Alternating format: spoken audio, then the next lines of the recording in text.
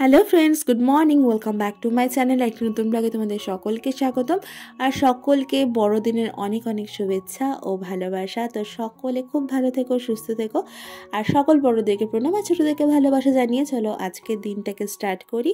তো আজকে সকাল থেকে ব্লগটাকে স্টার্ট করছি। জানি না কতটা কি তোমাদের সাথে শেয়ার করতে পারবো। তো আজকে কী কী করছি না করছি সবটাই শেয়ার করছি। তো এখন চলো তাড়াতাড়ি ফ্রেশ হয়ে নেওয়া যাক।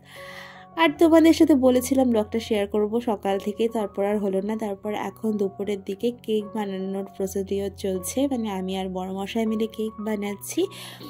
তো এখানে নিয়েছি আমি 2 কাপ চিনি, সেটাকে মিক্সার গ্রাইন্ডারে আগে ভালো করে গ্রাইন্ড করে নিয়েছি। তারপর এখানে দিয়ে দিচ্ছি ডিম, 3টে ডিম দিয়েছি। তারপর দিয়েছি 1 কাপ দুধ, এগুলোকেও ভালো করে পেস্ট করে নিয়েছি আগে। আর তার মধ্যে আমি দিয়ে দিয়েছিলাম এখানে বাটার আর হলো ভ্যানিলা এসেন্স। তো এটাকে ভালো করে এখন পেস্ট করা যাক। এই সমস্ত ইনগ্রিডিয়েন্টসগুলো আর কতটা পরিমাণে লাগছে এগুলো কিন্তু সবই আমাকে বড়মশাই বলে বলে দিচ্ছিল আর করছিলাম। আর এই দেখো এখানে পেস্টটা রেডি হয়ে গেছে। আর এখানে আমি ওই যে কাপের সমান চিনি দিয়েছিলাম ওই কাপেরই 3 কাপ এখানে ময়দা দিয়েছি। 3 কাপ না, 2.5 কাপের মতো ময়দা দিয়েছি। আর এটাকে ভালো করে এখন ব্লেন্ড করে নিচ্ছে বড়মশাই।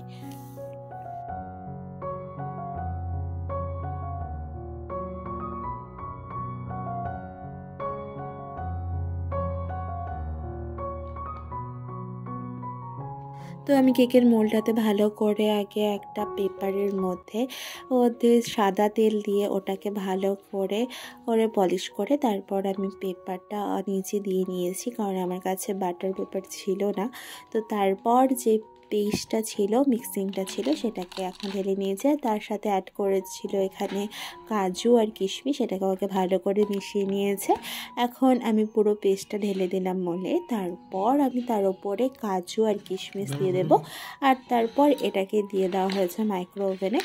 তো মাইক্রো ওভেনে এটাকে 20 মিনিটস রাখা হয়েছে, টাইমিং দেওয়া হয়েছে। আর দেখা যাক কী রেজাল্ট আসে। তো ফার্স্ট টাইম আমরা দুজনে এভাবে মানে এই প্রসিডিওরে কেক বানাচ্ছি। তো কেকটা কিন্তু ভালো আসার উপরে সমস্ত কিছু ডিপেন্ড করে, তাই না? মানে এতটা খাটনি কিন্তু ডিপেন্ড করে যখন কেকটা ঠিকঠাক আসে। তো দেখা যাক কী হয়।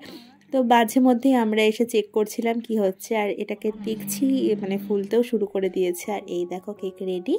তো একবার টেস্ট করা হলো যে হ্যাঁ এটাতে লাগছে কি না। তো পুরো যে ছুরিটা সেটার গায়ে কিন্তু লাগছে না। আর এই হলো আমাদের কেক রেডি। আর কেকটা খেতে কিন্তু দারুণ হয়েছিল। এদিকে দেখো 6:15 বাজে, বলেছে 6:30টার মধ্যে রেডি হতে। আর আমার এখনো ল্যাদ লাগছে। এই শীতের দিনে সত্যি মানে রেডি হয়ে বের হওয়াটা খুব চাপের। তো এখন যদি আমি না উঠি, না রেডি হই, তাহলে বকা খেতে হবে।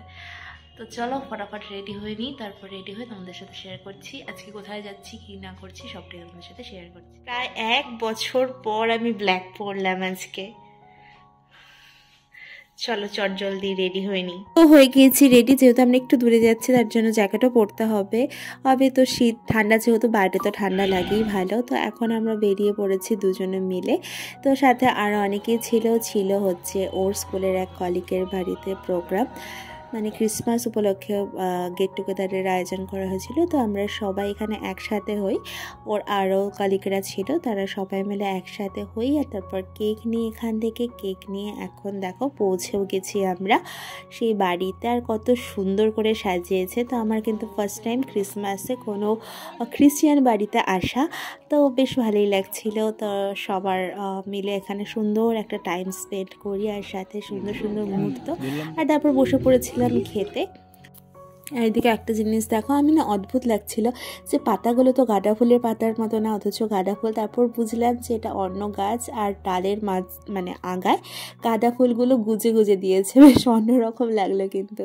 তারপর চলে এসেছি বাড়িতে। আর ময়নাগুড়ির একটা জায়গা আছে যেখানে খুব সুন্দর করে আজকের দিনে ডেকোরেশন করা হয়, যেটা ভিডিও ক্লিপস ভাই পাঠিয়েছে, সেটাও তোমাদের সাথে শেয়ার করে নিলাম। আর ব্লগটাকে এখানেই শেষ করলাম। ততক্ষণ সবাই খুব ভালো থেকো, সুস্থ থেকো। দেখা হচ্ছে আরেকটি ব্লগে। Tata, good night, see you.